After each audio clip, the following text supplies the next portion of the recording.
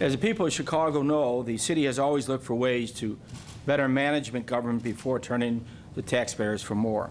That approach has never been more important than it is now, as we face a nationwide recession that has significantly slowed all the revenues down. Already this year, we've implemented nearly $46 million in spending reductions, and since I have been mayor, we have cut over $2.5 billion through management improvements that protected all of our taxpayers. But even with all the steps we have taken, we foresee significant budget shortfalls ahead as a direct result of this deep recession. So we're always looking for ways to do more with less. Remember, while we have been able to avoid major layoffs, increasing property taxes, or major service cuts, other cities have already done that, and we've always issued our report almost on a daily basis to the press. Unfortunately, what other cities are doing, they're cutting fire, police, sanitation, libraries, all types of service, unfortunately. And of course, LA and San Francisco and the California cities are going to have a deep cutback because they've taken all the money that the state used to share with those cities. Our biggest expenditure is for personnel, which represent more than 80% of our operating expenses of the city of Chicago.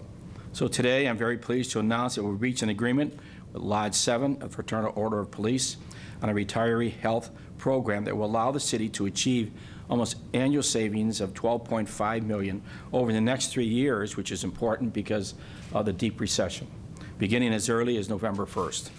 Currently, the mandatory age for police officers, retirement for police officers is 63, with an early option at 60.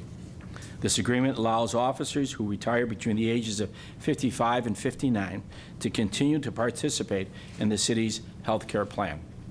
In return, those retirees would agree that the city would spread out final compensation payments, most of which is for compensatory time over a 4-year period, which helps us tremendously. The agreement goes into effect only if a minimum number of police officers participate, starting with 160 in 2009, but everyone expects those numbers will be reached easily. On average, the city expects to save about $32,000 for each officer who retires under the agreement. There are no new money incentives from the city in this agreement, such as severance packages or benefit enhancements. The cost of health care benefit is more than covered by the salary savings, whether or not the retiring officer is replaced with a recruit. And importantly, the agreement also includes a commitment by the parties to form a joint pension legislation council, otherwise continue our efforts to improve the financial health of the pension funds, which are really important, not only here in the city, the state, the county, the federal government, and all the private pension funds as well, for the benefit of both retirees and the taxpayers.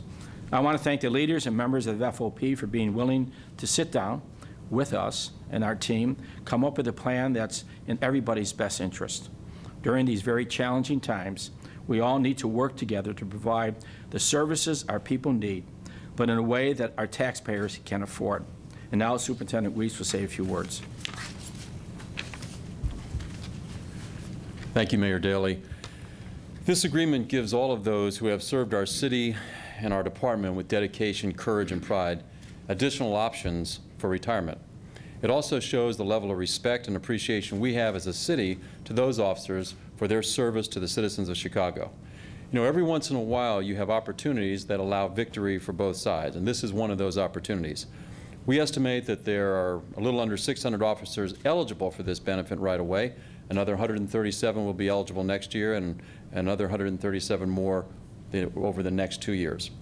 We will work closely with the mayor's office to monitor the rate at which those eligible persons take advantage of this agreement.